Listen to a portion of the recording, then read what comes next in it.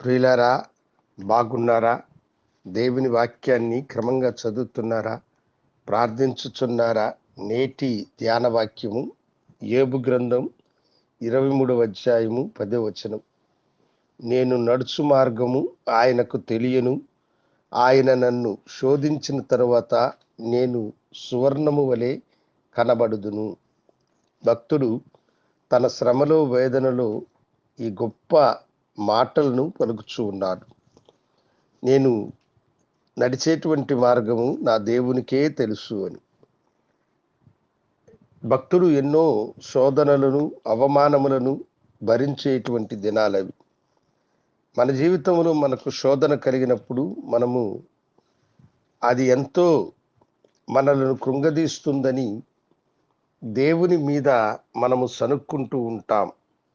అసలు శోధనే మనకు వద్దు అని మనం అనుకుంటూ ఉంటాం. భక్తుడైన యోబు చాలా శ్రమలను, శోధనలను ఆయన అనుభవించినాడు. అప్పట్లో అతని వంటి ఐశ్వర్యవంతుడు ఎవరు కూడా లేడు. ఒకే రోజున అతని ఆస్తి అంతా ప్రకృతి వినాశనము ద్వారా, శత్రు దాడి ద్వారా సమస్తాన్ని కోల్పోయినాడు.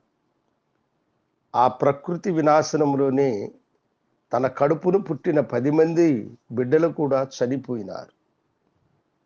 అతడి నడినెత్తిన మొదలుకొని అరికాలు వరకు పుండ్లు ఏర్పడి భరించలేనటువంటి దురద శరీరానికి తగిలినప్పుడు బూడిదలో కూర్చొని ఆ బూడిదను తన మీద పోసుకొని చిల్లపెంకు తీసుకొని గీరుకుంటూ అతడు వేదన పడ్డాడు. కానీ తన నోటితో దేవుణ్ణి దూషించక,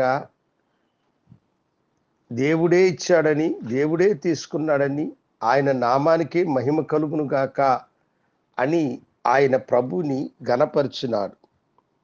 ఈ గనుడైనటువంటి మనుషుడికి దేవుని మీద ఉన్న ఆ నమ్మకము, విశ్వాసం ఏమిటంటే, దేవుడు తనను శోధించిన తర్వాత తనను సువర్ణముగా మారుస్తాడన్నటువంటి నమ్మకము ఆయనకున్నది. ఈ దినము నీవు శోధించబడచ్చు, ఈ దినము నీవు వేధించబడచ్చు, ఈ దినము నువ్వు కష్టాల్లో ఉండవచ్చు. అయితే ఈ కష్టాలలో, ఈ శ్రమలలో, ఈ శోధనలో నీవు నిలిచి ఉన్నప్పుడు నువ్వు స్వర్ణముగా మారుతావని భక్తుడు ఇక్కడ తెలియచేస్తూ ఉన్నాడు. అంతమున ఆయన విశ్వాసము జయించింది, సాతానుడు ఓడిపోయినాడు.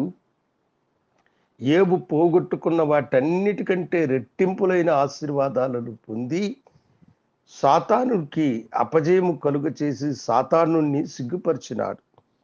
అలాగనే మీ జీవితంలో మీరు అనుభవించేటువంటి వేదనలు, శోధనలు అన్నిటినీ దేవుడు త్వరగా రూపుమాపి మిమ్మలను సువర్ణము వలె ప్రకాశించడానికి ఆయన శక్తిమంతుడైనటువంటి దేవుడు.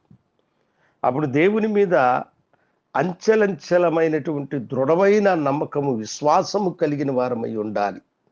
యోబు భక్తుడు అలాంటి నమ్మకము, విశ్వాసము కలిగినాడు. నేను వెళ్ళే మార్గము నా దేవునికి తెలుసు, ఆయన నన్ను శోధించిన తర్వాత సువర్ణం వలె మారుస్తాడని.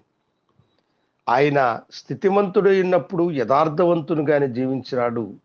అతడు శ్రమలలోనూ దేవునికి నమ్మకమైన వాడుగా జీవించినాడు. మనము జీవితాంతము దేవునికి నమ్మకమైన వారిగా జీవించుదాం. దేవుని ప్రేమకు పాత్రులముగా ఉందాం.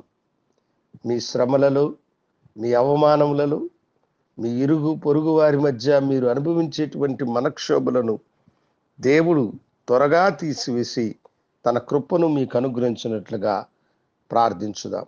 మహాగరుడా, అవును నాయన, మీరు శోధించిన తర్వాత మమ్మల్ని సువర్ణముగా మారుస్తారన్న నీ గొప్ప వాగ్దానమును బట్టి నీకు వందనాలు. బిడ్డలను దీవించి ఆశీర్వదించి వారి నిందను తొలగించి ఆనందింపచేయమని యేసు నామమున అడిగి వేడుకొంచున్నాము తండ్రి, ఆమెన్. శుభోదయం. ప్రభు మిమ్మలను దీవించును గాక. ఆమెన్.